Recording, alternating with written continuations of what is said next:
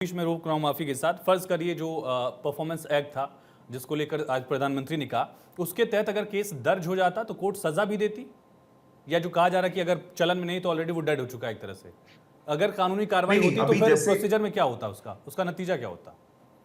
1947 के बाद मैं बताऊं जो ये था क्या कहते हैं ड्रामेटिक परफॉर्मेंस एक्ट था। ये 1876 में बना है। ये तब आजादी के बाद ऑब्सलीट हो जाना चाहिए था, लेकिन काफी सारी स्टेट्स ने स्टेट अमेंडमेंट करके इसको और स्ट्रिंजेंट किया। मैं इसके बारे में पढ़ रहा था तो पता चला और स्ट्रिंजेंट हुआ। ऐसा नहीं था कि ये ऑब्सलीट हो गया था। और उस समय पे जो सरकारें थी, देखिए वो कांग्रेस की ही सरकारें थी, क्योंकि बकायदा बात है कि कांग्रेस उस टाइम पे सत्ता उसमें थी, मैं उसमें नहीं जाना चाहता। और एक हमारे बड़े भाई प्रेम कुमार जी ने बड़ी अजीब बात कही कि आज भी राजद्रोह है, देशद्रोह नहीं हुआ है। प्रेम कुमार जी, आप हमारे बड़े भाई साहब हैं, मैं आपको बताना चाहूंगा कि जो बीएनएस के अभी अमेंडमेंट्स हुए थे उसमें सबसे बड़ा बदलाव ही ये था कि जो देशद्रोह की डेफिनेशन थी उसको चेंज किया गया था।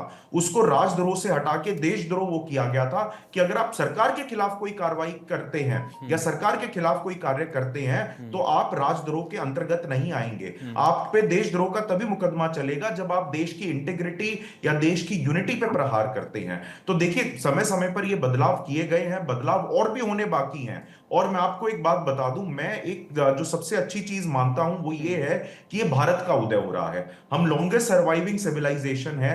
आप विश्व में बाकी कितनी भी सिविलाइजेशन देख लीजिए, कोई भी कंटिन्यूटी में नहीं रही।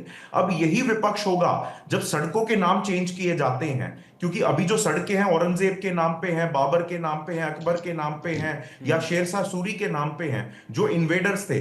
कल को जब उन सड़कों के, आज ये रिफॉर्म्स की बात कर रहे हैं, लेकिन कल को जब उन सड़कों के नाम चेंज किए जाएंगे, आप देखिएगा आयुष भाई, यही अपना क्या कहते हैं विपक्ष खड़ा होगा रोड पे कि आप क्यों कर रहे हैं। क्योंकि भारत की संस्कृति को बचाना, भारत के मूल भाव को बचाना बहुत जरूरी है। उसमें ये कानून रिफॉर्म्स भी आते हैं, उसमें हमारे सिविलाइजेशनल रिफॉर्म्स भी आते हैं, जिसमें renaming of roads, renaming of cities, renaming of eminent places is most important. ठीक है महिमा जी, अगर ईंट दर ईंट वाले प्रोसेस में वो रिफॉर्म नहीं हुए आपकी सरकार में, तो ऐसे रिफॉर्म्स का विरोध भी क्यों करना है? आयुष, देखिए, सबसे पहली बात तो बीएनएस और बीएनएसएस के ऊपर बड़ी बात हुई। अभी एक टिप्पणी उसके ऊपर जरूर कर देना चाहती हूँ कि जिस समय ये कानून लाए जा रहे थे उसी समय एक मंत्री थी मोदी सरकार की, मीनाक्षी लेखी।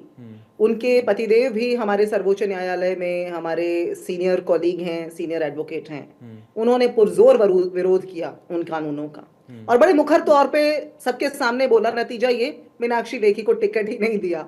तो इस सरकार का दोहरा चेहरा तो सबके सामने है, पहली बात। दूसरी बात, आप ईंट ईंट वाली बात को जो पकड़ के बार बार सवाल पूछ रहे हैं आयुष, मैं आपको उसका उत्तर देती हूँ। देखिए, एक होती है कंस्ट्रक्टिव माइंडसेट और एक होती है डिस्ट्रक्टिव माइंडसेट।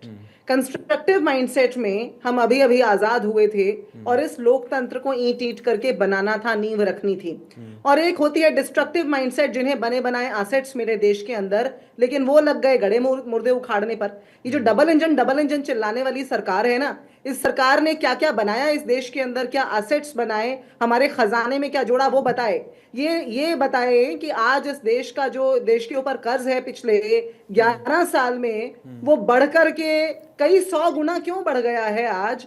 ये ना बताएं कि हमने कौन से कानून रिपील कर दिए, क्योंकि उन कानूनों के अंदर वो ऑब्सोलीट कहने के लिए ना हुए हो, वो वैसे ही ऑब्सोलीट हुए थे। उनके अंदर कितने लोगों को सजा हुई, हाँ, लेकिन जो ईडी और सीबीआई के अंदर विपक्ष को टारगेट किया जा रहा है, आज की सच्चाई वो है। आज जितनी भी विरोधाभास वाली आवाजें हैं, चाहे वो किसी जर्नलिस्ट की हो, होने के नाते, जैसे मैंने हर्ष जी से पूछा, महिमा जी वैसे आपसे पूछता हूं, अगर उन कानूनों पर केस दर्ज हो जाता तो उसका नतीजा क्या होता, कंक्लूजन क्या होता? केस दर्ज होने के बाद क्या सजा होती ही नहीं? आयुष, देखिए, आप जो सवाल पूछ रहे हैं, आपने सबसे पहले पूछा कि हमने उस तरफ ध्यान क्यों नहीं दिया। एक सवाल डॉक्टर मनमोहन सिंह की सरकार पर भी उठा। डॉक्टर मनमोहन सिंह की सरकार के द्वारा उठाए गए कदमों का ही नतीजा है कि इस देश के मिडिल क्लास के बच्चे लोन लेकर के पढ़ाई कर सके। आपके मेरे हम सब जैसे लोग आज ऊंचे मकाम पर, अच्छे मकामों पर हैं, अपने जीवन में अच्छा काम कर रहे हैं। आप कह रहे हैं कि उसमें सजा होती या नहीं होती? मैं टेक्निकल टर्म में जानना चाहता हूं आपसे, बतौर कांग्रेस प्रवक्ता नहीं, बतौर एडवोकेट, की सजा होती नहीं होती? देखिए, आप बतौर एडवोकेट अगली बार शो में बुलाइएगा। आज आपने नहीं कांग्रेस नहीं के प्रवक्ता चलिए के तौर कांग्रेस पर प्रवक्ता की बुलाया तरह है। बता दीजिए मैं उसमें कांग्रेस सजा के होती है या नहीं होती। प्रवक्ता मैं के तौर पर ये आपसे मैं जैसे हर्ष जी कांग्रेस ने कहा कि कई राज्यों में उन कानूनों को और मजबूत कर दिया गया था, जिस मैं कानून पर हम तो जिक्र करें ड्रामेटिक परफॉर्मेंस। अधिवक्ता महोदय हमें ये हाँ भी बता दे कि हाँ वो जो मजबूत किया या जहां ऑब्सोलीट भी रहा, वहां कितने मुकदमे दर्ज हुए उसके तहत, हर्ष जी और ये बताइए। भी बता दें हर्ष और ये जी भी बता दें जो हाँ ईडी सीबीआई जैसे ठीक ठीक कानूनों ठीक के हर्ष जी अंदर पीएमएलए के मैं ऋषभ अंदर भाई आऊंगा, आप इंतजार कर रहे हैं, लेकिन हर्ष जी किया जा बताइए। रहा है वो सही है या गलत ठीक है। है उन्होंने बड़ी अच्छी बात ठीक है कही। संजय जी मैं आता हूँ। देखिए, हर्ष हर्ष ने बहुत अच्छी बात जी ठीक कही। ठीक ठीक आज विपक्ष और आयुष पक्ष जी के बिल्कुल, अगर आपका जो प्लीज सवाल हर्ष जी था शायद बोलिए। मैं उसका क्लियर आंसर नहीं दे पाया, वो उसके लिए मैं नहीं माफी नहीं बोलिए चाहूंगा। बोलिए तो बोलिए। बिल्कुल अगर कोई कानून है और उस पे कोई भी एफआईआर दर्ज होती है और कोर्ट में केस चलता है, तो बकायदा उस पे सजा होती है। एग्जैक्टली मैं ठीक यही है, जानना जब चाह रहा था तक टेक्निकली। हाँ या कितने तो मुकदमे सुप्रीम उसके कोर्ट उच्च तहत आज न्यायालय तक बिना कितने कह दे मुकदमे कि हुए भाई ये ये कानून पूछिए। गलत है, और ये इसको पूछिए रिपील कि किया पक्ष और जाए, विपक्ष के या फिर बीच की कहानी पार्लियामेंट उस इतनी गहरी कानून को क्यों हो रिपील ना गई। कर दे, या सरकार किसी नोटिफिकेशन से उसे रिपील ना कर दे, तो बकायदा उसमें सजा होती है। और हमारी बड़ी बहन हमारी सीनियर महिमा सिंह जी ने कहा कि कितने केस दर्ज हुए, तो बकायदा देखिए जब स्ट्रिंजेंट किया गया लॉस को तो केस दर्ज हुए हैं। ठीक है, जब लोगों ने इसके खिलाफ आवाज उठाई है, मैं आर्टिकल्स पढ़ रहा था, तो केस दर्ज हुए हैं, तभी तो ये सारा का सारा प्रणाली हुई। अगर केस दर्ज नहीं हो रहे होते तो स्ट्रिंजेंट क्यों किया जाता? अगर ऋषभ जी हमारे साथ हैं क्या? जब देश आजाद हो चुका था, हाँ उसके बाद इसको इतना स्ट्रिंजेंट करने की क्या जरूरत थी? ठीक है ऋषभ जी हमारे साथ और हैं इस वक्त। ऋषभ जी आप सुन पा रहे हैं मुझे? ये भी जरूर जानिएगा आयुष, आप इस बात में ये भी जानने की मैं जी कोशिश आऊंगा प्लीज, वक्त मेरे पास थोड़ा सा कम है। ऋषभ जी आपने जब ऐसे मैं संजय जी आऊंगा। संजय जी ऋषभ जी जब ऐसे बड़े स्टेप्स आपने लिए, खास करके जो बीएनएस लेकर आया, 150 विपक्षी सांसद निलंबित थे। एक बार स्क्रीन सही कर लीजिएगा और मेरे सवाल का जवाब दीजिए।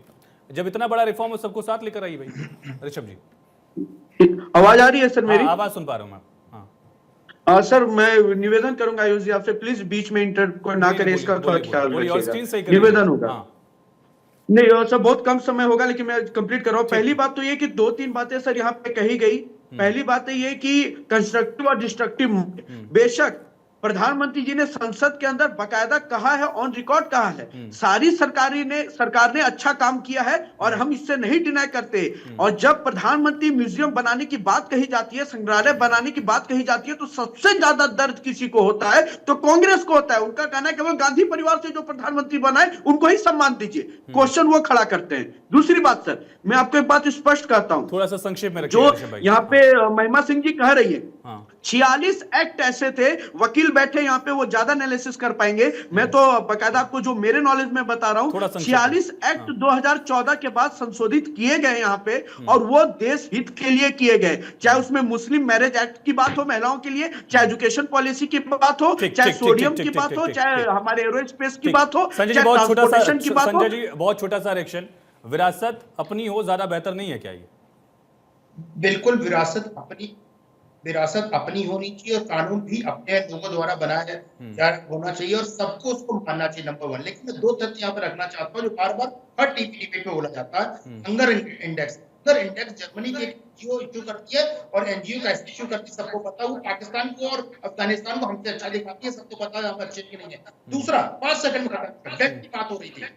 हमारा जो जीडीपी का डेट है वो 83% है, यूएस का 112% है, जापान का 205% है। ठीक जब आपको डेट पता नहीं हो, डेट एनालिसिस पता नहीं हो, माफी चाहूंगा संजय जी, वक्त मेरे पास इतना ही है।